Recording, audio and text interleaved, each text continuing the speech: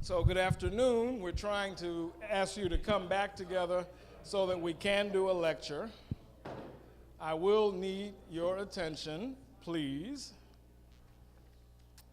I realize we've been inspired by some incredible blessings this afternoon, so being a little bit behind schedule is not a bad thing because of those blessings that we have had. Those of you that know where your group members are, will you please text and email them and ask them to come back to the room?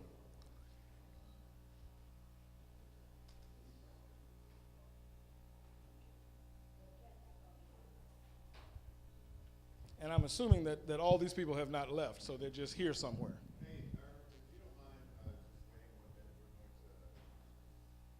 we're going to take Mr. Sullivan out. Okay.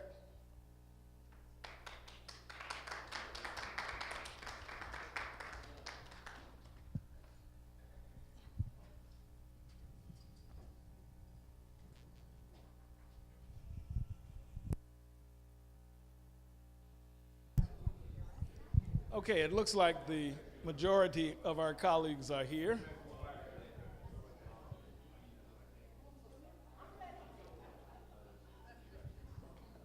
Trying to get Wayne's attention, see if he says that there's nobody else standing right out there. Nobody else out there, pretty much? Okay, all right. Okay, well, good afternoon. You know what happens when you're the speaker after lunch? You have to be particularly engaging or you're going to lose your group to the process of digestion when the blood will leave your brain and simply go to your stomach, and then folks fall asleep. So we're going to try to see if we can't keep you engaged. So yesterday what we did is we taught the basics of a development pro forma. Today what I'm going to do is I'm going to show you a live development pro forma from a live project in Chicago, the ICA Green Rise, which is a building that I am developing now. I'm going to talk about pretty much the elements of that so that you have a deeper understanding. But I want you to know in the development pro formas that you will be doing based on your group work, I don't expect you to be quite this detailed. I expect you to be as detailed as you think you can with credible information. So if you've got something that doesn't make sense, where you're going to have to use the swag method, and who here is familiar with swag? Some wild-ass guesses? Okay? You know, if you're gonna use swag, then you pretty much might want to say, well, maybe we don't need to define that element quite as much. So we don't want you to struggle unnecessarily. We want you to struggle educationally, because when you struggle with education, you learn. Think about your worst course in college, your worst course in high school, and think about how, as that instructor made you struggle, you probably learned more than you did in the courses that you got A's. You know, if you get an A in a course, I don't know how much you learned. You get a C, you probably learned a lot. Because you struggled. Yeah. Anyway, long story short, let's take a look at what we've got here.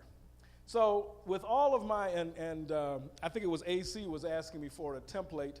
This is my software. This is my template. Others do it completely differently. This is simply one way of looking at it. As Carl Rowan, the syndicated columnist, used to say, this is one black man's opinion. Okay? All right. So I begin all of my development pro formas, operating pro forma model sheets, which is what this is, with a summary up here. Because, you know, this is the essential elements that I taught you as parts of the development pro forma before.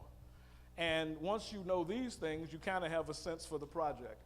So it has pre-development in it, it has hard costs, it has soft costs, it has the contingency, it has development admin. Now I want to explain that line item.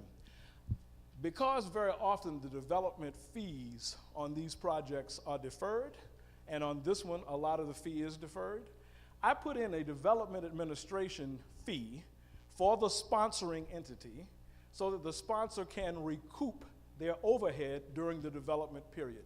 Because otherwise, you're then out of pocket for the entire next few years while you try to recoup your development fee that you deferred. Well, that doesn't make any sense. You got to cover your cost. I mean, this is not a profit. You're just putting the money from the left side of the pocket back into the right side. So development admin on this project is $305,000. It will cover, this is a nonprofit. The ICA Green Rise is run by an institute called the Institute of Cultural Affairs. And what they do is they do community-based programming, neighborhood programming, and they've been doing it all around the world since the 50s. They did one of these exhibitions in all 24 time zones, and during the 1976 celebration of our bicentennial, they actually did a planning meeting, a program planning meeting in all 5,000 counties of the United States. And this is the Institute of Cultural Affairs. So with this fee, they will recoup their CEO's time, they will recoup their property manager's time, they will recoup their facility manager's time, and they will recoup some fees that they have paid to other professionals. Then the developer fee is $1.5 million. Total cost at $15.7. Now, this is a wonderful old Chicago school-style building. It is a beautiful terracotta covered with Beaux-Arts ornamentation. I mean, just a lovely building with a parapet roof. It's fantastic. What it needs is all of the systems. Building was built in 1926. All of the systems are now defunct. Some of the systems in the building are original systems. So your HVAC, your plumbing, your electrical, all these systems are failing. And they've been band-aiding it for years. Sound familiar? Most of us know a building like this. So the important thing here is to be able to come in and redo the systems and then refurbish and reburnish all of the rest of the historical elements. There won't be any really de novo construction or anything in this facility, and there doesn't need to be a lot of physical rehab to finishes. Finishes just need to be redone. The one place that we're going to have to do a code piece is that around the staircase into the boiler room, we're going to have to encase that with fire-coated walls. And that's really the only extra construction. So that's why you're going to see very quickly, that my on-site improvements rehabilitation is only $6 million, okay? But the ICA Green Rise is also a sustainability building. In fact, it is where the Chicago Sustainability Leaders Network meets, and it is a demonstration building for the Chicago Retrofit, the only nonprofit that's a part of the Chicago Retrofit, which is a program to make energy compliant and to try to get as close to net zero as you can, okay, for every building that's a part of energy retrofit. So on top of the normal rehabilitation cost here, we also have innovative energy efficiencies, $1,300,000. Now that's going to go into those HVAC systems and into the envelope testing. We got a problem?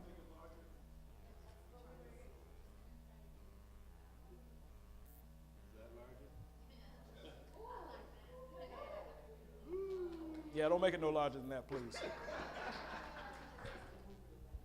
You want me to move it, right? No, that's all right. That's okay. That's okay. Kibitzing with my presentation. Here we go. No, I'm glad that we made the suggestion so that you can see it more. I forget some folks can't see well. I'm sorry. I'm sorry. All right. So as I was saying, so this is extra money going in at $1,300,000 for all that innovative energy stuff that I'm going to do. And if you've ever seen a terracotta exterior, and if you've ever dealt with all the trouble you can have in repairing it, then you'll understand why my repair budget for just the terracotta and the elevations is $1,570,000. Now the reason that's broken out from the other improvements is because I'm getting special funders for both of these line items. And that's the reason I'm breaking it out, because I also want to be able to say, this is where that money is going. It's not just going for refurbishing and normal preservation. You see I've got my furniture, fixtures, and equipment there at 464. Now, roof penthouses, we are not talking about the penthouse like we have at the Redmont, okay? Who knows what I'm talking about when I talk about roof penthouses? Think elevators. Go ahead. Yeah, all of the mechanical stuff that you have on the top of old buildings, those are the penthouses. And they are in very bad shape. So I've got $400,000 just to fix those. So a lot of the money is going to the exterior of this building. So our total hard cost is $10,188,000.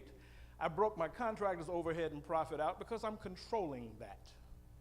Okay, it's not that I don't like contractors, I just like for them to make as little money as I need them to make. Simple as that, okay? Total hard cost $10,691. Then we move down to the soft costs. Certainly.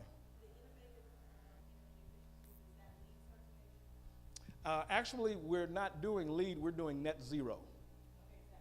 Yeah. Yeah, yeah.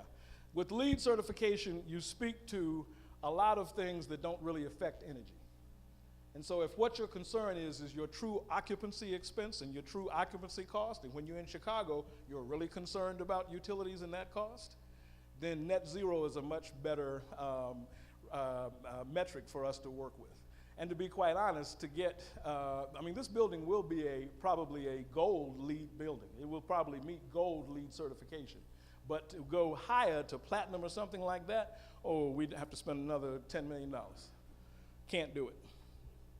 Can't do it, wouldn't be prudent. Now, here we go. You all remember George H.W., don't you? Yes, sir. Okay, well, that was his joke. Can't do it, wouldn't be prudent. All right, so go ahead.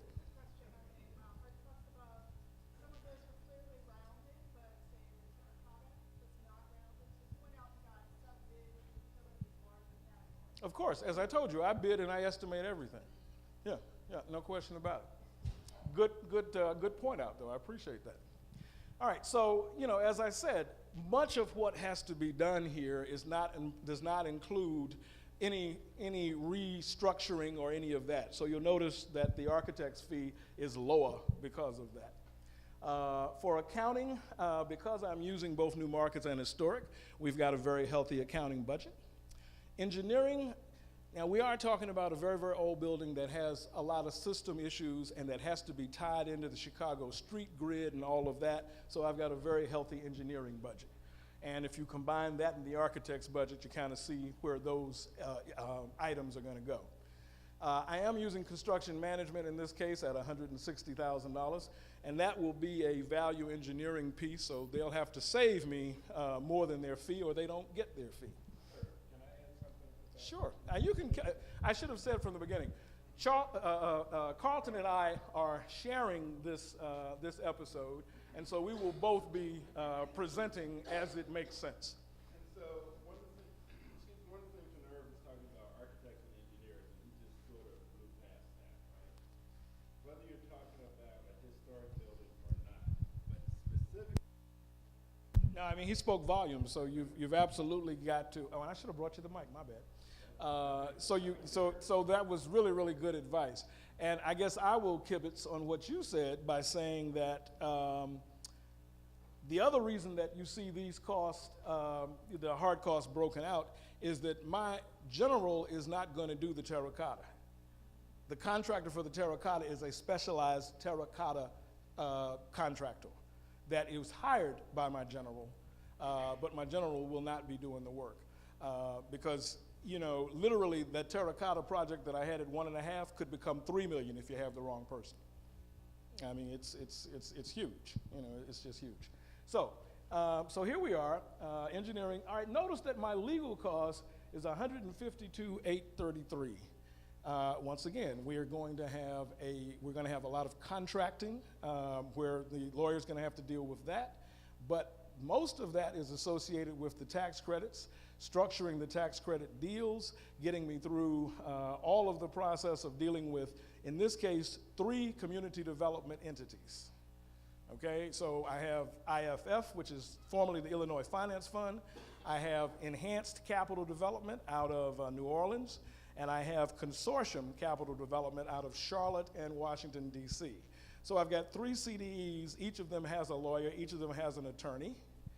My attorney is going to have to fight with each one of them to get to the point that we have a good deal. But one of the things that we do, and I want to teach this, my attorney will create a master set of documents, and every other attorney in the deal will have to use those documents. We don't let the other attorneys do any drafting, okay? That way we control a great bit of the situation, but that's also why this number is as large as it is. And let me just add something about when he says he has 3 CDEs, right? Everyone know what CDEs are? No, CDEs, remember we talked about new markets yesterday, okay? CDEs are community development entities, and they are the entities that have gone to the Treasury, gone to the CDFI fund, and received an allocation of new markets tax credits. You don't get an allocation for your project. They get an allocation. You must then go to them and negotiate with them and recruit your allocation from their allocation. So this is a $15 million project. I have 3 CDEs putting in $5 million each because I want to cover all of my total development cost. Which is also a magic sort of number, that $5 million, right? If you have a project that needs less than $5 million, doing new market tax credits is not going to pencil out. Most CDs won't give you an CDEs won't give you an allocation because what happened is the load on it from legal costs, accounting costs, et cetera, is so much that you'll get nothing out of it. By that same token, the new market tax credit program is all about timing. A lot of the financing, bank loans, bonds, city council grants, you're going to get those. New market tax credits are thought of as that money that is required that is that differential. You got everything else in place, and but for the new market tax credit money, the project wouldn't happen. So to get an allocation from a CDE, you have to be prepared to close quickly because the applicants, every year they apply, right? And if they haven't invested their money by the time the next application comes around, the chances that they'll get a second round of applications is pretty slim to nothing, right? So first of all, it's timing. So if you're going to have 3 CDEs, you've got to do like Irv says. You've got to have lawyers going to write the master degree agreement. Because if you got 3 different lawyers arguing with your lawyer trying to negotiate the terms, you're never going to make the threshold to get to the closing, because getting to the closing when you're using new market tax credits is clearly a horse race, right? And if your CDE thinks you aren't going to get there, they'll pull back their allocation and give it to someone else, right? Even after they promise you that, because I've gotten an allocation for a project because of that, because they were putting money on another horse that wasn't going to get across the finish line, and my horse was ready to go. And so you have to really have a great project plan. You have to keep all your consultants on track and ready to move on that. Readiness is key. You have to have all of your funds lined up because you want to new markets enhance all of your other sources. And when we say new markets enhance, all that means is you want to be able to leverage the 39% tax credit of new markets on all of your sources. And I'll show you exactly that for a moment. So I think it's William, correct? All right, so don't let me use an acronym that you don't get. Remember I said no such thing as a bad question, no such thing as a question you should not ask. So, I mean, let's go basic. If I say HUD and you really don't know what HUD is, please raise your hand. Okay, if I say CDE, no problem, ask the question. And I recognize that you thought we were going community development expenses or something like that. You were in the ballpark, I got you, I got you.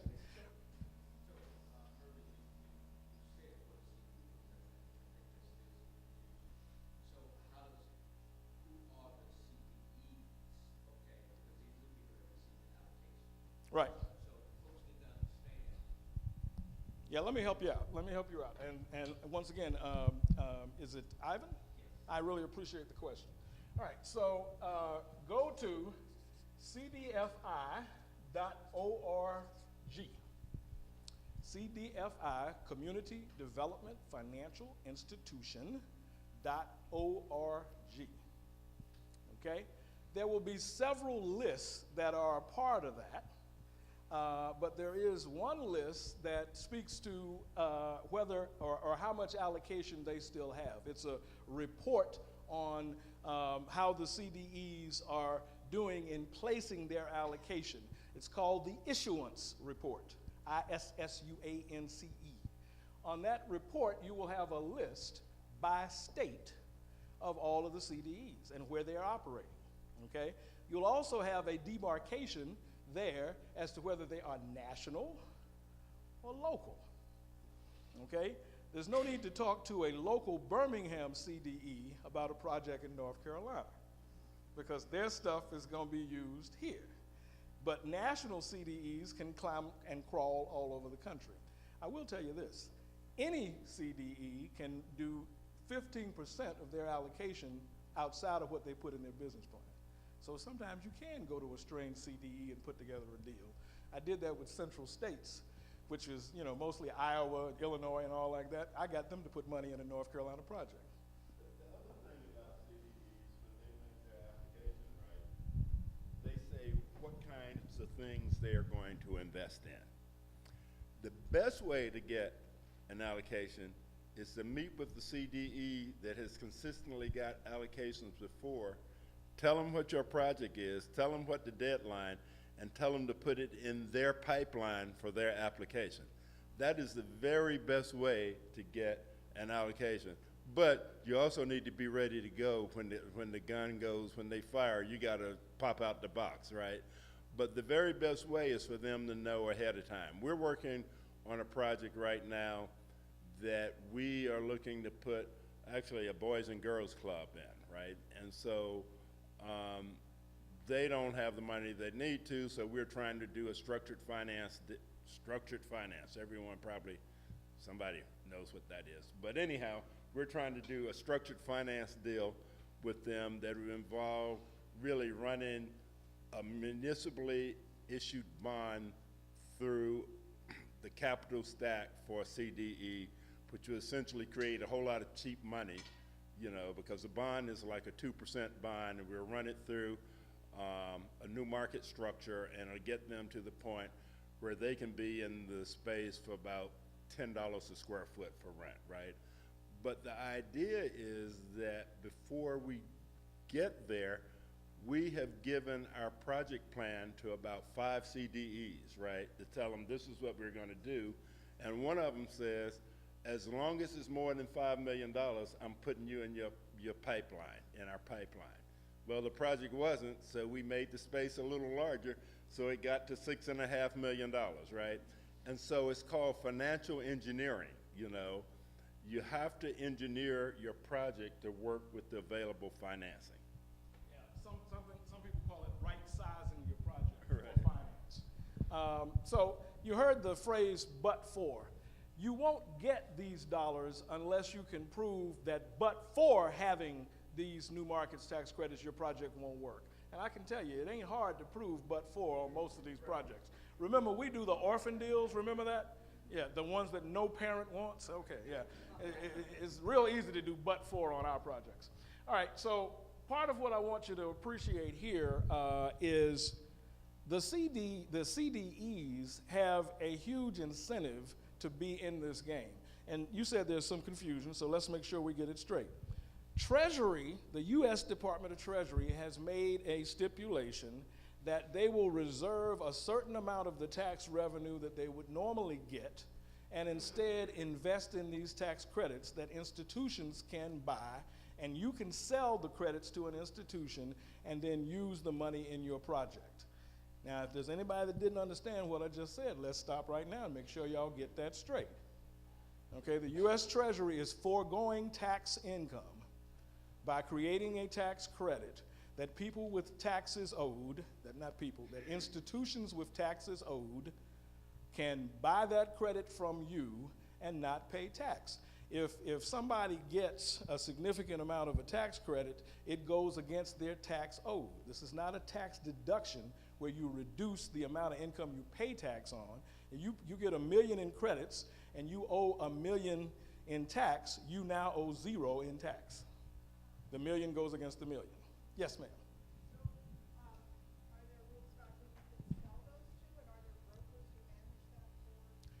Well, all right, the CDEs themselves normally have put together a fund in which they have put together the investors for you. And then people like Brian are what we call syndicators. That means that they have in one hand the investors, and they have in the other hand some CDE that's willing to give allocation. And they match those people together and charge them a really huge fee.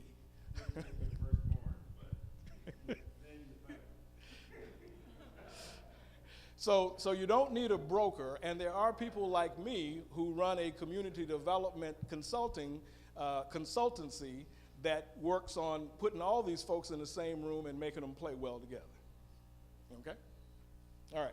But I wanted to show you, you see this line item, tax credit fees? The CDEs have a huge incentive to be in this deal. They're going to make $834,000 off of bringing this money to me. Okay?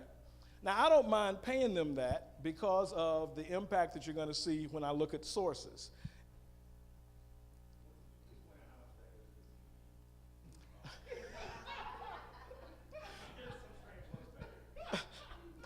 Well, actually, in this case, just about all of this goes to the CDE. But it's different CDEs, and they're at different rates. I mean, right now, we're in flux. You can pay as little as 4 or 5% for a CDE deal, and as much as 9 or 10%. It just kind of depends on how they're pricing it. Yeah. And the pricing has come down. When the program first came out, CDEs were egregious in what they were doing. The law firms were egregious in what they were doing. But actually, Treasury kind of cracked down on them and said, hey, look, guys, we know everyone has to eat, but this is crazy. And so, there were, when this thing first came out, Novogratz, Resnick were the 2 accounting firms, practically the only 2 accounting firms, Nixon Peabody and maybe 2 other law firms, about the only law firms that were doing it. And all the fees were, just egregious, right? And so by the time you got to it, you started with a 39% credit, and by the time you discounted whatever you sold it for, you ended up with 18, 20%. Which is why I showed you 22. In the project. And now it's a little better. I think you can end up between 20 and 26, 27, You're not going to ever get to 39. Right. But as the program has matured, it's better. No, I would agree 100%. And several of you had asked about the CDEs. Let me give you sort of the big national CDEs. You've got, of course, Bank of America. I mean, a lot of the CDEs are banks. You've got Chase. You've got U.S. Bank. You've got the National Development Council, a non-bank. Let's see, who else is, well, I mentioned Enhanced Capital Development out. Yeah, LISC is the Local Initiative Support Corporation. I'm sorry, Stonehenge, somebody said? Stonehenge. Yeah, Enterprise, yeah, that's another CDE. What I was going to say is, LISC is the Local Initiative Support Corporation, and their competitor organization is the Enterprise Foundation. Those 2 entities are 2 of the major technical assistance providers, if you will, for community-based development generally, but community development corporations specifically. And all those entities are CDEs. He mentioned as a legal firm, you mentioned, who did you mention first? Nixon Peabody. You also have Brian Cave. You have Denton's. And the reason I'm doing these names, guys, you all have some excellent counsel and some good accountants and some good providers in this marketplace. I will say to you, though, that for a lot of these deals, you kind of do have to go to one of the big guys unless you have somebody that's specifically good at closing these deals, like your here, Randall Minor. Randall is a attorney that does these deals. Now, also, I just want to make sure that you realize that in terms of the accounting firms, I have not found a lot of good accountants outside of the two mentioned, Novogradac, Con Resnick. There are very few, I'm sorry, problem? Novogradac, Novogradac. Mike Novogradac is the guy that runs that firm. And then the other firm was Con Resnick. Is Con C or K? C, and Resnick is R-E-Z-N-I-C-K. And Con is what, C-O-H-N? Yeah, C-O-H-N. All right, so, and you probably have a good accounting firm here, you know, Brian would know, that can work on those deals. I would still be with one of the two big guys. Now, we talked about the CDEs and their money. You should know that most of the attorneys that are doing this work are probably billing at $500 to $600 an hour. So, you know, in other words, you just can't go get your, you know, torts attorney, your private injury attorney, your guy who's doing divorces. They're not going to be able to do a new markets deal. But let me say this, when you're doing this, if you're using one of those big attorneys, they're going to want to do your new markets deal and everything else on the table. Yeah. Don't let them do everything else on the table.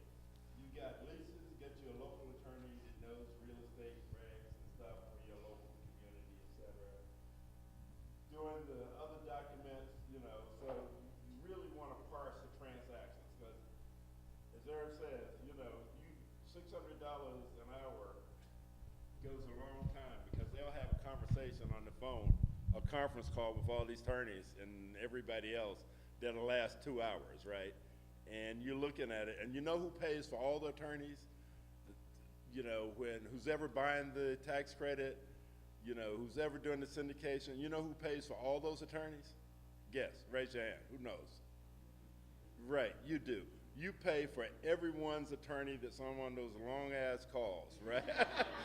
Including if you're doing a permanent piece of debt, you pay for the bank's lawyer. Yeah, you do that, and so managing your law firm can be really important, you know, and not to say that law firms want to milk you, but they do. But you really want to manage it. You want to get it down to a process that sort of makes sense. And where you want, one of the things you want to do with your law firms, though you can never quite get them to do it, you want to give them what your total fee amount is going to be at the beginning, right? Because they're going to just say it's an hourly basis, and you just say, well, this is crazy. I'm not going to do that. I need a budget here. It's not to exceed. Law firms don't want to go there, but when you push them, they know you're going to be watching and managing that cost. You know, I'm glad you said that because, I'm sorry, go ahead. No, I was just saying, remind them also, in addition to their time on the phone, that you're paying for emails. If there's some emails back and forth, faxes, anything that they're doing, that's being billed to you. And who's that is a lawyer? Where is, No, Randall's gone. Randall's gone. Well, here's how lawyers in New York bill, right? Anything under 15 minutes is 15 minutes. So if they talk to you for 2 minutes, they bill you for 15 minutes. Right. So if you do the math, they can bill you for 72 hours in one day. Right. And it's perfectly legal. So I think Melissa's an attorney as well, right? Right. Right. Right, you can. In New York, it's difficult, and particularly when you're dealing with one of these 2 or 3 Brian Cave or the other one, what's the other guys, Nixon Peabody. Mm-hmm. It's tough negotiation, right? Right, exactly. But yeah, you guys are, you know, tough. Right. And think about, well, but think about this for a moment. We all have people that we like to do business with. And you kind of do a better job for them, don't you? So if your attorney really, every time you call and they're going to be on the call about your deal, they're going, yeah, it's those people that always try to beat me up. You know, you're not going to get the best service. So, I mean, it's a balancing act in terms of all of this. What I will say, though, specifically as we sort of end this conversation about the new markets, new markets and historic, you're going to have complicated situations with your professionals, your paid professionals. And so you want a little advice as to how to deal with them. But in the long run, you will be able to do projects that you could not do without it, and you will be able to do it with less of your own money. Still remember that in the development deal, it is all about OPM, other people's money. Okay? You want as little of your money in the deal as you can put in it, because when things go wrong, you want to have your own pocket to go to. I want to say this just about, I'll be there. I want to say this about business, period, okay? You use your own money last, because when you no longer have it, you can't borrow any, okay? If I got money in my pocket, I can go to the bank and borrow some money. If I go to the bank broke, you know, Germany back there will tell you, ain't nothing happening. I mean, they're going to say, well, you know, I hope you find, you know, an angel investor. Yes, ma'am. If you'll give me just a moment. No worries. Before you go there, on your legal master document. In other words, everything that we're doing, the agreements between the CDE and the project, the agreements between the CDEs themselves, all of those agreements, my attorney has master documents that have been used before, that have been through court cases and all of that. And so he, Scott DiMartino from Denton's, will get the other attorneys to all agree that his documents are adequate and they don't need to do any drafting, which just meant all the bills went down 30%. All attorneys are not privy to that. That's something that's published. Oh, no. These are master documents that Scott has done himself, specific to new markets tax credit deals. So there's another question. Keep asking. Yeah. So an attorney that we may, or that the organization may have, might not be aware of. No, not might not, will not. Okay, so they would have to contact an attorney who has this document to sell to them. I think Carlton spoke for just a moment ago about this. You want to use your attorney for things that are local that your attorney is used to doing. You cannot get your attorney to go buy something from these other guys. You're going to have to use these other attorneys. It's that complex. It doesn't matter how bright your attorney is. If they're not a new market specialist, they're not going to be able to help you in this deal. And then with CDFI, are there resources that refer you to Yeah, well, CDFI will bring you to a meeting and bring attorneys before you that can talk to you, but you're not going to find anybody at CDFI that's going to say, go use that attorney. That's their liability. I'm not saying CDFI, what I'm saying is we're asking, you use the marketing? No, I use Denton's, yeah. And my Denton's attorney is Scott DiMartino. However you got that information, Uh-huh. I would find out who to go to get that information of what attorney to use. All right, well, number one, I would say that your current attorney should know enough about the legal profession to be able to determine who a good new markets attorney is. And if your current attorney cannot do that, well, then you need to be suspect about your current attorney.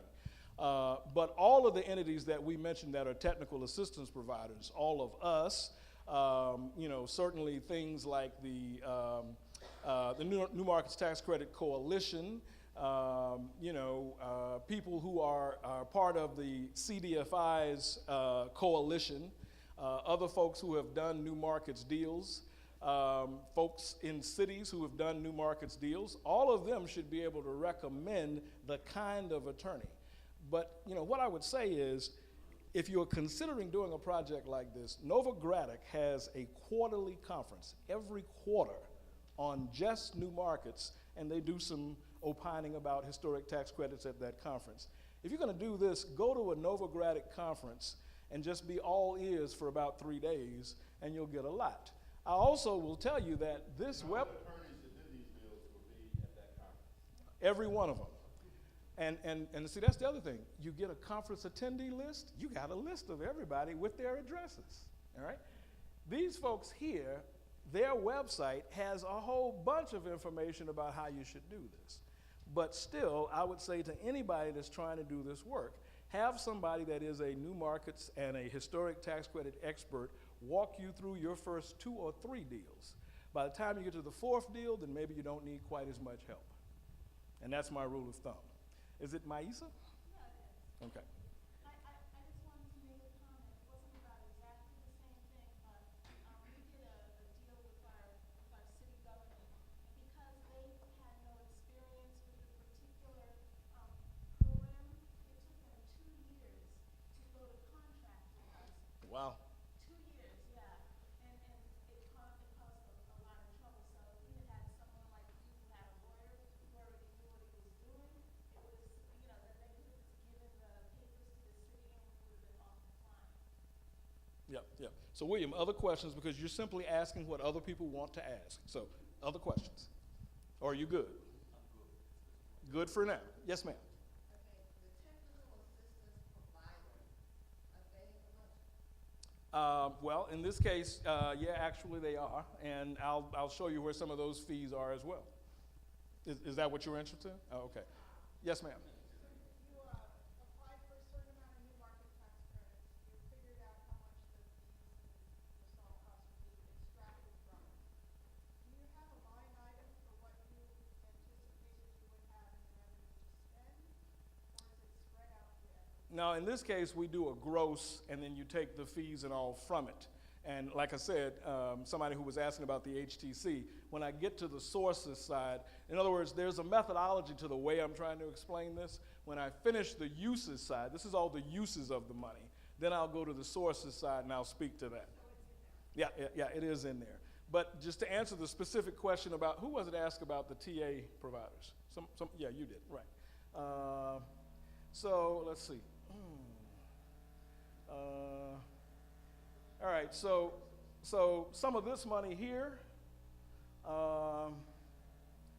and let's see, where was the rest of that? And actually, yeah, some of the fees there, some of that line item. That's kind of what Brian was saying. He wanted to make sure, the CDEs didn't get quite all of that money. But Brian, we know where you're coming from, my brother. All right, let's continue. All right, so where were we? We had gone down as far as legal, construction management. Here's some extra fees that are outside of what the contractor's gonna pay. Real estate taxes during construction. This building has a tax abatement called Class L, which means that it basically pays about 1/5 the property tax that it should be paying. So I keep that during construction, so I'm only paying $20,000 for the year of construction for property taxes. You'll notice that I've got a lot of bridge loan interest here because I'm bridging the tax credit pay-ins and investments with a loan from the Chicago Community Loan Fund, which is a CDFI, a regular community development financial entity, financial institution, I should say. And does everyone understand what bridging the loan means?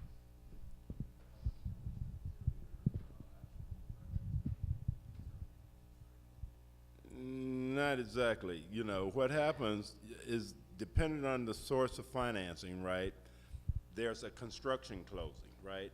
At construction closing, some money is not ready to come in. It might not come in till later on at a final closing, right?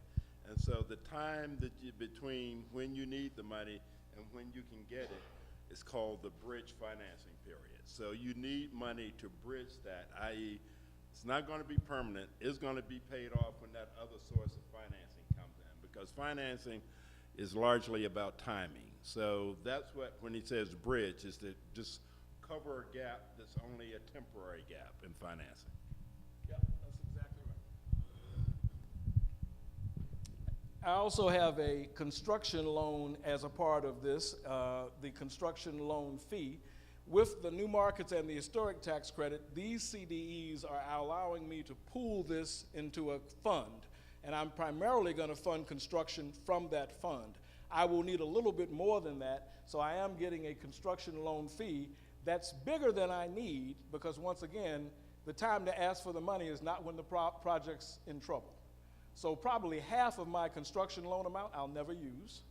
I'm only going to pay interest on what I do use. I will pay a bigger fee because I want to have access to the money. Does that make sense to you? All right. The appraisal, the insurance during construction, and my survey cost about $40,000. 41, in Let's see, the tax credit fees, closing costs. Now, closing is another whole deal with these attorneys. So yeah, I've got an extra $100,000 sitting here to make sure that I can deal with any closing anomalies I have. Once again, I hope to be able to save at least 50% of that. And guess where the stuff goes that's not in the budget? That goes in my pocket if I don't spend it, and if the CDEs let me keep it, because sometimes they say, well, no, we'd like to disgorge part of that, which means that they want you to not spend it. All right, so total soft cost, $2,262,000. The contingency for my hard cost is a $713,000 contingency. Now take a look at this other side over here. My tool calculates for me the percentage of hard costs that all of this stuff is, and the percentage of total cost, because that's the way the industry looks at your project to see if your fees are too high.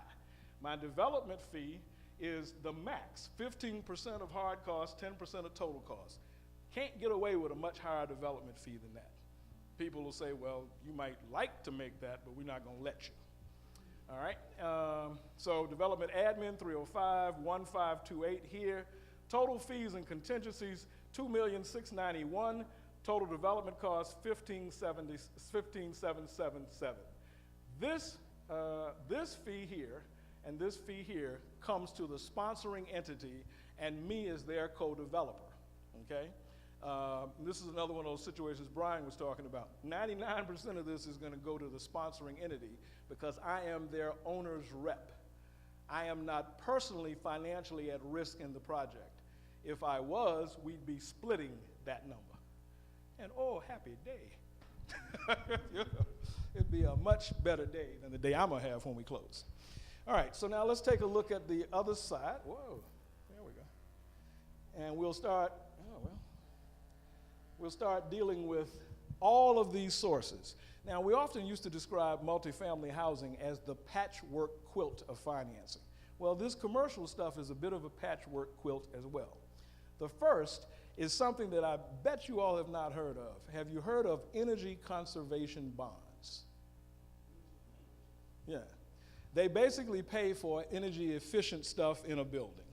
Okay, the stuff that is going to make the building more close to net zero and will decrease your utility costs. These bonds are issued out of the Department of Energy, and different states do still have access to some of these. We found that Illinois had $755,743 left. So guess how much of that I got? 100% of what they had left. I mean, I was crawling around and said, you got 30 more thousand somewhere? I was trying to get anything I could, right? And so that energy bond goes into the capital stack. This is the capital stack. Federal historic tax credits gross will generate $2.5 million. And that's without taking the fees out. And that is per, help me with your name again. Dory? Dorothy, I thought that's what it was. They don't call you Dot, do they? I didn't think so. Okay, so, so Dorothy's question, 2.56 is the gross. You got to take out the fees. New markets, 5.35 is the gross. And in this case, I got a pre-development loan from the Chicago Community Loan Fund because we couldn't fund pre-development. We had to borrow it from somebody. Nothing wrong with that. Then the Illinois Finance Authority, that's what IFA is, they said, well, you know, we have this other $500,000 that we can use to reduce what your permanent loan will be. And I said, boy, Rich, you are my best new friend. You know? So we put $500,000 of an IFA bond in there. Now, it's not all gravy because there's additional lawyer and accounting cost with each bond. So I got to deal with that. Now you see why my legal fees are so big. Total credits and energy financing, $8,666,000, way over half. Small capital campaign, this is a nonprofit, they did not have, quote unquote, sponsor equity. In most of these line items, you're going to have somebody who's going to want you to put a certain amount in that is your skin in the game. The sponsor equity was not there, so we did a capital campaign with the Cultural Affairs alumni, and so they're putting up $350,000. And by the way, $5,000 of my money is in this capital campaign. Sort of can't run the project and not contribute yourself. And let me just say something about that slice of the capital stack, right? Some of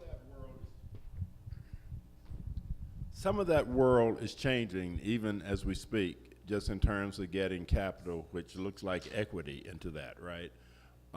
There are some philanthropic organizations, some pension funds that have decided that they will do something called impact investing. And so they will take money that they will invest into projects, right? Not necessarily as a grant, but as an investment, but at a much lower return than you would normally get. So let's say right now, equity investors want to get someplace between 10 and 12%. Ford has announced that they will do investments of equity into projects that sort of meet their core mission at 1 to 4%, right? And so that's one of those places that would do that. There are a lot of places that are doing stuff like that, and there's a site you can go to called foundation.org, right, that will tell you where, we call it in my shop, the funny money is, right, where you can find sources of funny money. And so when you go to the site, there's a zillion foundations there, and you click on them, and they'll tell you what their mission is, what they do, what they invest in, et cetera, right? And so when you're looking for those little places, which I call, they aren't going to give you a whole bunch of money to finance the whole darn thing, but for those little things like that, it's some chance you can get that. There's no guarantees, you know. You've got to see what they did last year, see what their mission is, see what they're investing in, and you got to tell the story of your project in a way that is coherent to them. No, excellent. And it's a searchable database, so it does help you some. I'm trying to remember. Can you do searching without paying the fee? Yeah, you can. Yeah. That's what I was thinking. Well, it depends on how much you want to search for. Yeah, I know there's some limit before you pay their fee. Yeah. But you can usually do it at libraries if you don't have the money. Yeah, that's kind of slow, but I know what you're saying. Duffy? I was going to say, our public library where I work has a foundation center where you can search. Yeah. Okay, and what city is that? Interesting. Yes. Ah, okay, and it's electronically based. Yes. Oh, okay, wonderful. I ain't been to the library in a while. Just a quick question. I'm presuming that Illinois does not have state. You know, that is really a great question, and Joseph, I appreciate that. So what Illinois said is every county but the county that Chicago is in is going to have some state tax credits. I mean, you know, oh yeah. They're saying, hey, you know, if it's in Chicago, we don't care. You know, you figure out some kind of way to do it. You're in Chicago. All the other counties have basically some kind of state tax credit. It's kind of amazing. All right, so permanent loan in this case is $3,710,000, and you'll see pretty much in a little while why we borrowed that amount of money. Now, this deal doesn't work without $1,500,000 in soft debt, which I am getting from the Illinois Clean Energy Fund. You remember I told you that over here, where I've got this innovative energy money? Well, see, 1.5 of that is coming from the Illinois Clean Energy Fund. And it is soft debt in that they will require that I pay them back only if the project doesn't get me close to net zero. So, you know, it's incentive-based. Another thing about the energy money from states, and I don't know if this is 100% true, but in most states where they've deregulated energy, i.e. they separated generation from transmission, they put a tax on every electric bill that goes out, and it goes into a state fund for energy conservation. And typically, you can apply for that money. Some states are very organized. They have programs that sort of define what it is. But there is no state that I know of that has ever given out all the money that they had because they don't get enough applications, right? So if you live in a state or working in a state where they have split, where they've deregulated electricity, right, then typically if you search around, you'll find that fund. Unfortunately, they don't really advertise it. They don't talk about it. If you don't know about it, you won't find out about it. But it's another source, and that money runs from cheap to free. On the last couple projects, we've gotten probably combined $4 or $5 million on it that was actually free. The challenge with some of that money, at least in New York State, is that it doesn't come in at the beginning of the project. It comes in at the end of the project, and it's hard to even get the hard commitment so that you can bridge it, right? So I was about to say, so what do you have to do? You have to bridge it. So, It's not going to be at the beginning. yeah, so that's what it is. If you can get the commitment, then you can bridge it.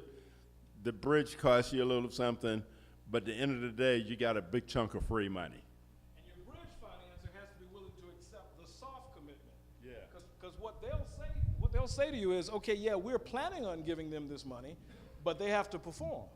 And so they reserve the caveat to be able to not fund it, which means your bridge funder says, well, I don't have what's called permanent takeout. Any temporary funder, construction funder, bridge funder, they want definite and permanent takeout. Yeah, and if you said you're going to reduce your energy consumption by 80%, you can't really measure that until you complete the building. Right. You can do it in computer models, and that'll get you so far, but that won't get you to the final point. It has to be measured. So and depending on where you are, it varies.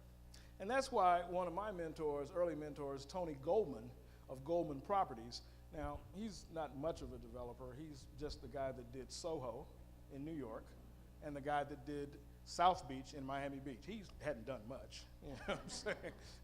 But in other words, a great developer. His phrase always was, it's never gonna pencil out exactly like you think. And if you think it's all science and math, then you don't understand, and this was his word, the art of development. Because it clearly is a little magic and a little art associated with it. You may have heard Jack Pyburn say, it's not black and white, it's gray. What Carlton just described is gray. You're gonna get somebody to make a commitment of $1.5 million to you, and they don't know for sure that you can deliver on what they're paying you for. That's very gray, shades of gray. All right, so the soft debt of $1.5 million. The Adopt a Landmark program is a Chicago program where developers inside the Loop is downtown Chicago, when they don't want to do something like produce as much affordable housing as the regs say, Chicago allows them to put a certain amount of money into a fund called Adopt a Landmark, and only landmarked Chicago buildings can get this money to help them do retrofits, rehabs, and restorations like we are doing here.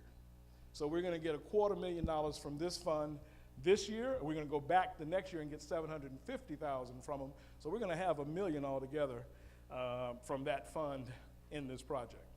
In your city, there may be something similar where developers are paying a fee into a fund in lieu of some compliance item that they might be wanting to do.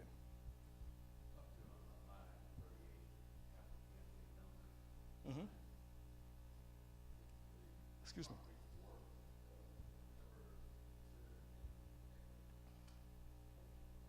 The property's worth, you mean in terms of the capital campaign? No, the appraised value of the property didn't come into anything here, but I'm trying to make sure I get the connection between the appraised value question you're asking and the capital campaign. Capital campaign is all that is a gifting campaign, where you are asking donors to give. These are motivated donors because they are alumni of the Institute of Cultural Affairs. Right.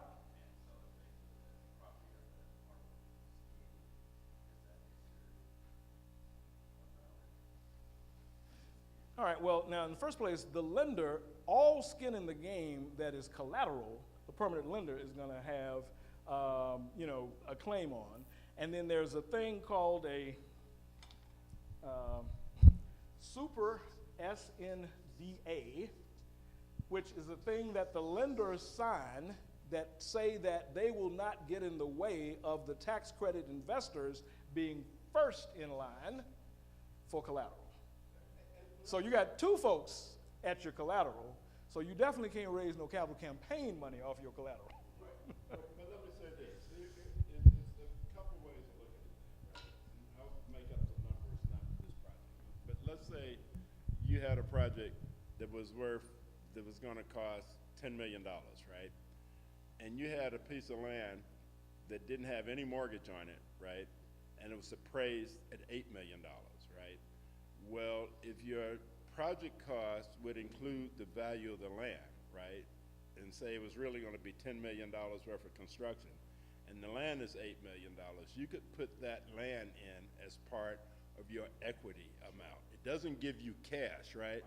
But something you're gonna get to momentarily, I think, you're gonna get into loan to value, loan to cost, and debt coverage ratios, right? And so when you get to your loan to value, right, and the value, and you're trying to borrow some portion of $10 million, but because you've got an $8 million piece of land in the deal that has no mortgage, right, then your value is going to be higher. So when you borrow 60% of $18 million versus 60% of $10 million, you're going to get more money.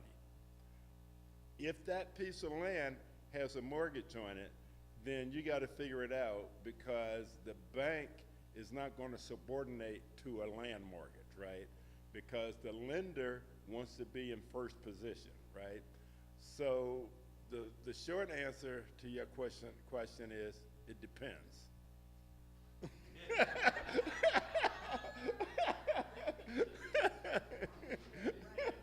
what he's talking about is leveraging the equity. What he's talking about is leveraging the equity you might have in the project in terms of your lending. It still doesn't relate to capital that you can get folks to give you in terms of gifting the project. And I just want to make sure you know that those two aren't connected. And as Carlton was saying, we're going to get to debt coverage ratio and all of that stuff in a little bit.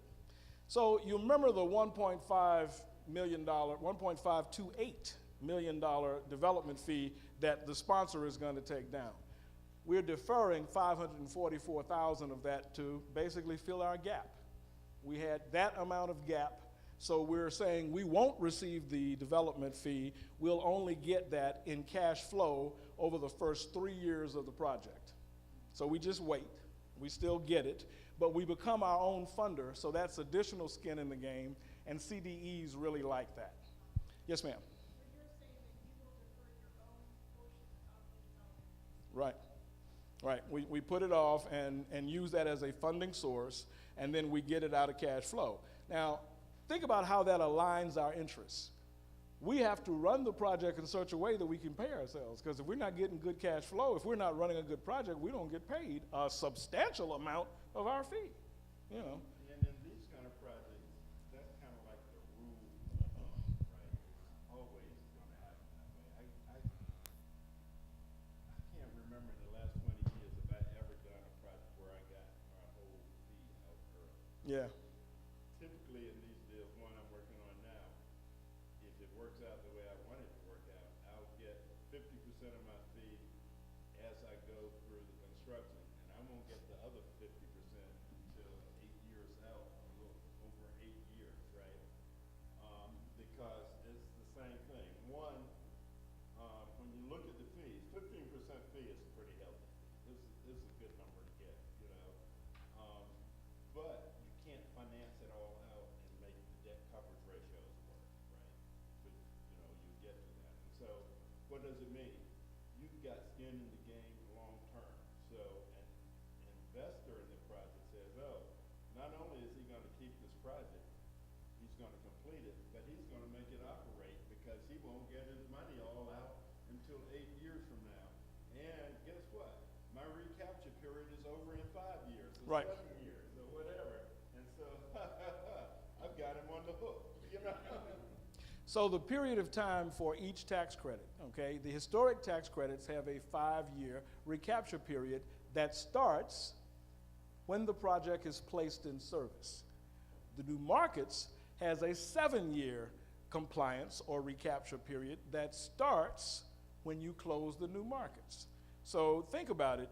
They pretty much end within 6 to 12 months of each other, because the one starts earlier The new market starts earlier but goes 7 years. The HTC starts later but only goes 5 years. So you're going to be dealing with those on the back end. I might as well teach this now too. There's a thing called a put at the end of the period that you pay to get the investors to leave the project. Sometimes that's as little as $1,000, but sometimes it's 5% of the amount they invested. So you got to fund what that's going to be per your agreement with those investors. I believe Denise had a comment. I just wanted to, just in case somebody didn't raise their hand, explain to them what recapture means. Well, if the IRS feels that you violated one of the rules of the tax credits, they can recapture the credit that your investor has used to get rid of their tax liability. So if I got rid of $500,000 of tax liability and the IRS looks at the project down the road and says, but you didn't do this, you didn't do that, and you didn't do this, we're going to recapture those credits. I now owe the $500,000 plus interest. And that's a big ouch. So thank you for that. And it rarely happens, you know, recapture, you got to screw up a project to have the IRS do recapture.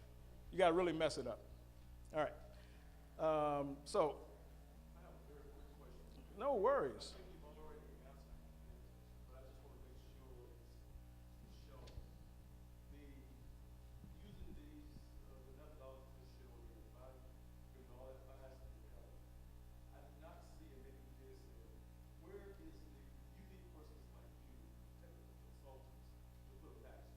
Well, like I said, I'm in the $90,000 in pre-development, and I'm also in the tax credit fees, and I also have a bonus associated with getting it done, getting it closed by the end of October. But I'm talking about if we was doing a project like that, we need expertise like you, and we put it in the pre-development. You can put it in pre-development, you can put it throughout the project, but yeah, you don't pay for the technical assistance and not recoup it from the project. Yeah, you absolutely do. Answer your question. Good, good. Okay. All right, so this is the operating pro forma, or the cash flow, if you will, for this project. This is what Carlton was talking about. You remember I talked about gross revenue minus vacancy. And in this case, this is a project, this is a 166,000 square foot building, okay? There's only 14,000 square foot that's not leased.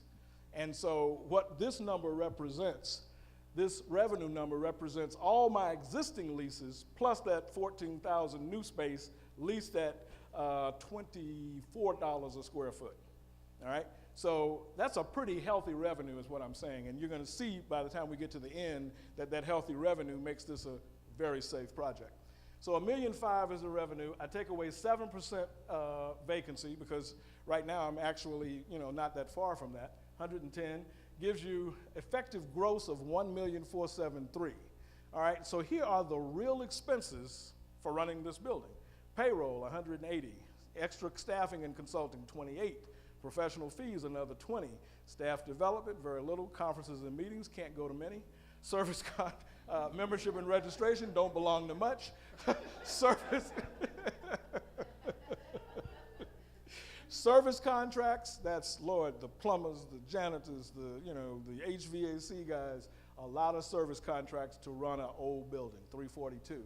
Occupancy expense, that's, the utilities, the janitorials in there as well, all of the things associated with occupying this particular building. Oh yeah, property taxes in that as well. Telephone, not much. Direct program expense, travel and meetings, printing and postage, communications, little or nothing. Supplies, big. Okay, insurance, big. Costs a lot to insure a building with 25, I should have told you this. This building houses 25 nonprofits that all give service to the most vulnerable populations. They see 1,000 people a week in this building, 25 nonprofits. So it's a great new market story because we're retaining 250 jobs and creating another 100 jobs with this restoration. 350 jobs is huge when you're talking new markets. All right, so let's see here. Insurance, bank fees, interest expense, because they are running operating lines of credit to help them meet their funds. They get some funds. The biggest tenant is a health clinic. which because of Medicaid reimbursement can't pay their rent on time because Medicaid doesn't pay them on time. So they have a large amount of interest expense in running operating lines of credit. So let's see, contributions, donations, miscellaneous. Oh, gotta make sure I don't get, okay, there we go. Well, it went back up, okay. Hold on just a little bit more. All right, so total expenses of $868. Remember I said yesterday they could be as much as 50% of your revenue? You got the example right here, all right? That leaves a net operating income of $605,000. Well, as you might imagine, this particular building had an existing mortgage with a current payoff of $2,537,000. Our new mortgage is going to be $3,710,000. So when we take away the debt service of both of those, we still end up with cash flow after debt and before taxes of $316, which gives us a debt service coverage ratio of 210. Now, what Carlton will tell you is that it's rare that you're going to have a project like this that has a 210 debt service coverage ratio. But that's also why I'm getting the lender to be very good about the way we're structuring the loan. You know, a lot of times, you know, in New York State or New York City, if you're using state-issued bonds, right, their debt service coverage tend to be a lot lower that they're looking for. They would be looking for any place from a minimum of 112 to a 1-2, you know, debt coverage, right? I.e., 15 to 20%, you know, above, right? Yeah. I mean, if someone walked into to the state finance agent, HFA, or housing, or the other state financing agencies that does bonds in New York, they fall over your feet, you know. Right, which is why I'm using the Chicago Community Loan Fund, and the bonds that I used were only specialty bonds. I wasn't trying to use the bond for the permanent debt here. And see, the thing you have to understand is this particular entity needs every one of these dimes for their regular operating expenses. This is not something that's going to go in some developer's pocket, which is what those guys are looking for, why they don't want to see that kind of ratio. Yeah. So understand that the relationship here is these two debt services added together, the 171 and the 117, is only going to give you 288, right? So that's 288 versus your net operating income of 605. So that's why you basically have more than 2 times as much money as you need to be able to pay your debt service. But Eric makes a really good point, you know, about particularly not-for-profits, right? And it's a general point about buildings, right? You can think of buildings in either one or two ways from an accounting standpoint, either a liability or an asset. And so there are some people who think about buildings as liabilities because what it does, it's taking money from their core mission, right, and you're paying it out to someone else. There are other nonprofits that think of buildings as an asset, and they're using their building to generate more money than it costs them, so it generates money to help take care of their core mission, right? And so this is one that the building is an asset. It's going to generate more money than they need just to service debt. It's going to help them meet their core mission. So if you're working with nonprofits, you really need to think about the difference, right? It will make you, it might make you make different decisions about how you tenant a facility, right?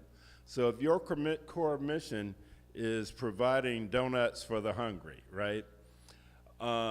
Well, you might have a building and you could rent it out to a law firm that's going to pay you $40 a square foot, or you could rent it out to a nonprofit that's going to pay you $15 a square foot. And that nonprofit is your sister organization, and instead of donuts, they give cookies to the hungry, right? And you say, oh, well, we have a compatible mission. But you really don't, right? You're better off renting that to that law firm that's going to pay you $40 a square foot because it's going to generate more money for your core mission. So think about the buildings that you have, and do you want to treat them as assets or as liabilities? That's a great discussion. And one of your groups was talking about doing a whole bunch of social services in the building. And I said, why would you not want to get somebody who can pay as much as they can pay? I mean, you know, because it's going to generate more money for you. But that doesn't mean that you might not have an intent. You know, Melissa's laughing because she knows it was her group. That doesn't mean that you might not want to intentionally develop a building where you were going to subsidize those rents. You were going to use new markets to help you subsidize those rents because you intentionally want to foment the social service activity of those entities. I did that. My flagship building is a 13-story building in Washington, D.C. that I developed called the National Economic Justice Center. So in there you have your ex-president and his wife's new foundation, who are tenants of mine. You have the Low-Income Housing Coalition. You have the Rainbow Push Jesse Jackson DC office. You have, my God, Public Allies. You have all kinds of folks who are doing the mission of the National Community Reinvestment Coalition, who was the sponsor for that building. So this is a 13-story building, 1 block from the White House. A trophy building where we could be getting literally twice the rent that we're getting. We intentionally forego that income to provide lower rents for all of these organizations because we're an advocacy organization and we want all of them. When we march up on the Hill, remember the development team slide I showed you with all those people standing in front of the Capitol? Well, that was all of the NCRC people on Capitol Day when we marched up on the Hill and said, no, you will not touch the Community Reinvestment Act. No, you will not get rid of tax credits. So we want these other advocates to be with us, and we do that by giving them subsidized rent. I mean, that's part of our core mission. So what I was showing you here, this last line is the accumulation. So these are the accumulated dollars over time. As you see, over time, they're making money off their building. This entire project was set up to unlock all of the money out of their building because they use the surplus money from their building to fund their operations, or to partially fund their operations. And that's what Carlton was talking about. Do you get that? Questions or comments? Because I want to make sure nobody doesn't miss that option. Okay, pretty good. So let's see. So that was the accumulated surplus. You see what the debt service coverage ratios are. Carlton also talked about loan to value. In this case, we'll end up with one mortgage that will basically be, 6.2 million. Now in Chicago and any big city where you have a lot of taxation, property tax, you get 2 appraisals. You get your property tax appraisal, in which you get the appraiser to be as low as he can possibly go, because that's what your property tax is going to be based on. The property tax appraisal for this building was $9 million. Then you get an appraisal that you're going to work with for your bankers, and in that case it was 11 million. So it may be 6.2 million that we are borrowing, but that brings us somewhere around a 55 to 60% loan to value. Does everybody get loan to value? It simply means the loan divided by the value of the building. So if the loan is 6.2 million divided by 11 million, you see we're somewhere in the range of 55 to 60% loan to value, okay? So it's been a while. We've had a whole lot more lecturing than I expected to do. So I'm going to try to move you to a small group exercise as quick as possible. Is everybody still awake and with us? All right. Are there any pertinent questions? Duffy, I know you have one. Are there any pertinent questions that we need to answer before we leave? Because I just don't want you to get weepy on me. I mean, in terms of sleeping.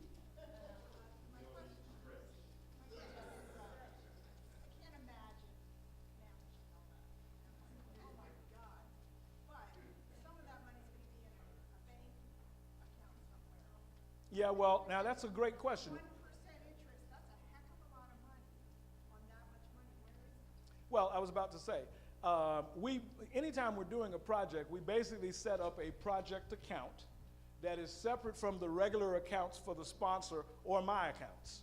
All right, so there's an account that's nothing but the ICA Green Rise Restoration Project account. And yeah, we get a little interest on it right now because there's not much money in it. But see, when you aggregate all of your funds, you're going to bring that to the closing for the new markets. You're going to bridge some of it. It's not going to be around long enough for you to get a whole lot of money out of it. You will put some of it in investment as you do some of the early construction. And what you want to do, whoever your permanent lender is, that's where you want to put that money.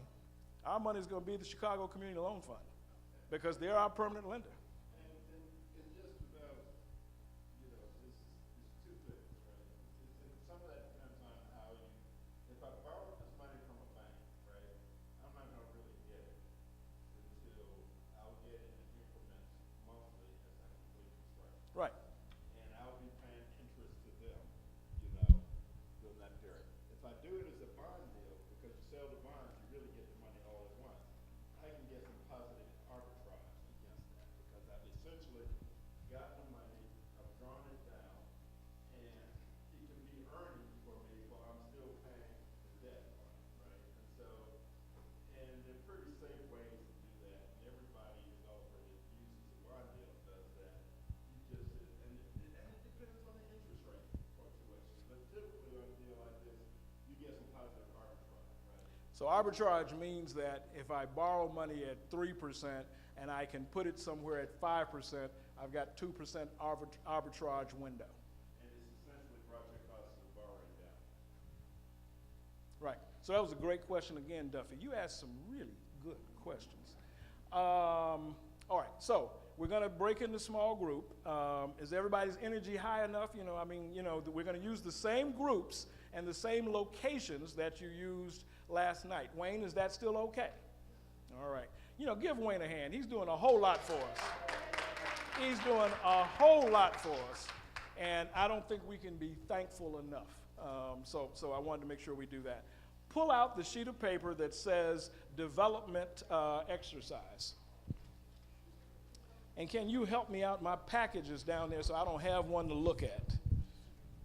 Can you, the package is actually in my bag, because it was your folder, you know what I'm saying?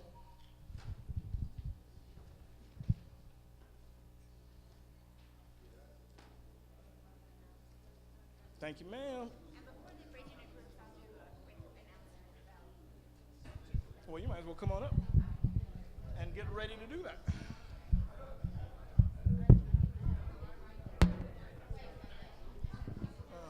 Let's see if I can. Would you hold that for me? I can't. I've got too many things. Let's see here. If I can pull out. I had it queued up. Okay, so does everybody have development plan exercise? Development process exercise. All right, so basically I'm going to have you put together a basic development pro forma and a basic operating pro forma. I mentioned to you yesterday that now this is some critical information, pay attention. I mentioned to you yesterday that you may want to use a 30% operating expense thing as opposed to figuring out sort of what each element is. And that would be 30% of your effective gross revenue. You'll notice that each of your formulas, people were worried about having templates and all like that. I'm not going to send you off with a formula I taught you yesterday. Both of your formulas are right here on the page. Development process development pro forma formula is on the left. The operating pro forma formula is on the right. All right, so you can't go wrong there. And I've given you all of your data fields, and I've given you ranges. I want to check in with Jack on something. For the architect fees, I've basically said it's 6 to 11% of hard costs depending upon the difficulty of the project. Would you find that to be about right? Well, I would say it depends on the scale of the project. If it's a very large project, 6 to 8 is a good range. If it's a smaller project, it can be 9 to 12. So 6 to 11 is not bad considering what you just said.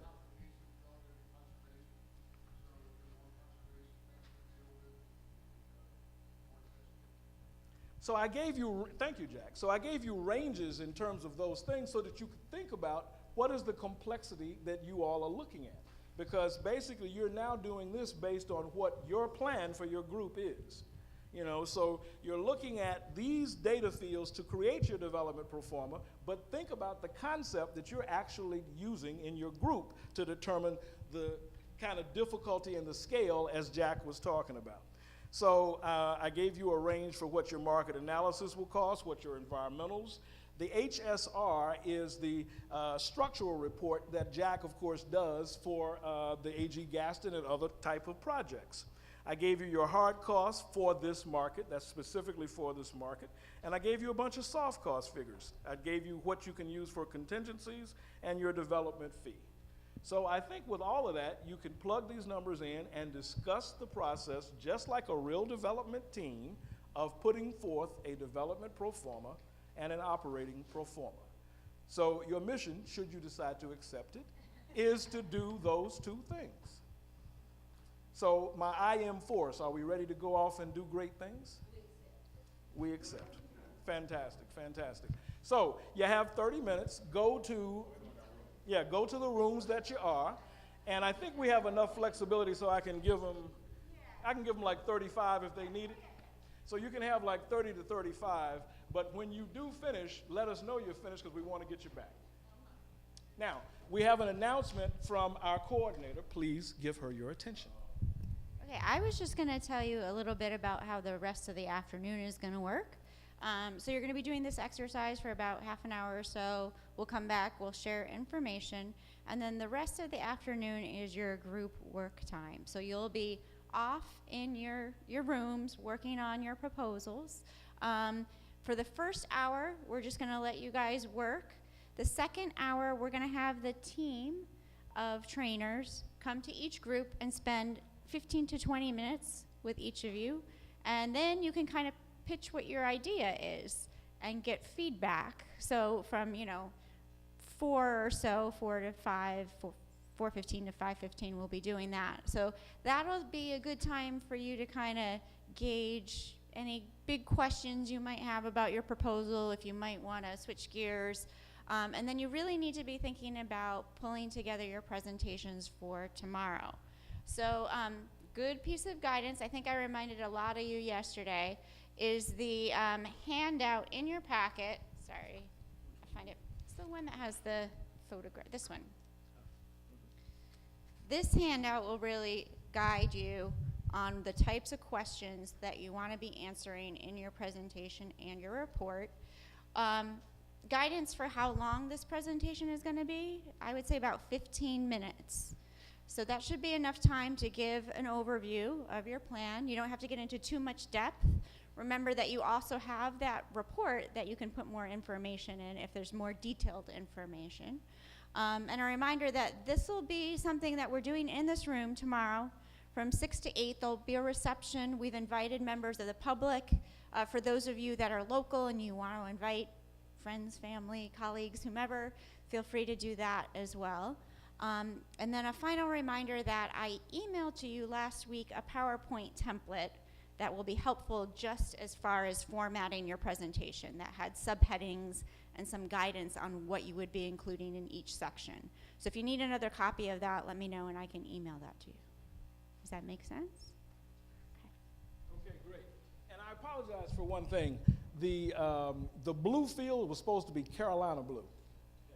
And you would have been able to read the data much easier. So I'm so sorry that Duke blue got in there like that. Damn Duke, I tell you, it doesn't make any sense whatsoever. All right, and then one final thing about tonight. So we'll be working here at the Institute until 5:15-ish. And then depending on where you are, I'm guessing some of you might need to work longer than that, but it'll be up to your groups to decide where you're going to be. So we're going to be leaving the Institute. The groups can find coffee shop, restaurant, hotel lobby, wherever you want to work on your own if you need to do more work on your own after that. Okay. One additional comment. We'd like to see every single person participate in the final presentation. So don't have one person. Yeah, and if you look at how the presentation is broken up, it should be fairly easy for everyone to kind of take a section of that. So. Yeah, and I'll say something about group process. you know you got to get along with strong personalities because you're all strong personalities. But I think you also know if you're asking a question and there's somebody at the table that's not in it, just say, hey, we all got to be in this. Did you hear the question? Or do you have a comment? If you see someone that starts to shut down in your group, just stop for a moment and say, hey, you're shutting down. Did we do something wrong? Keep your group together, because I'm going to tell you, one of the most important skills for anybody that does development is how they manage their development team members. Okay, so that's real. Don't let nobody, flag out on you. And don't let tempers, when time pressure starts to come, folks start getting antsy. That's not what this is about. Take a deep breath and say, okay, we have a little time left. We got to redouble it. We got to make it happen. Fair?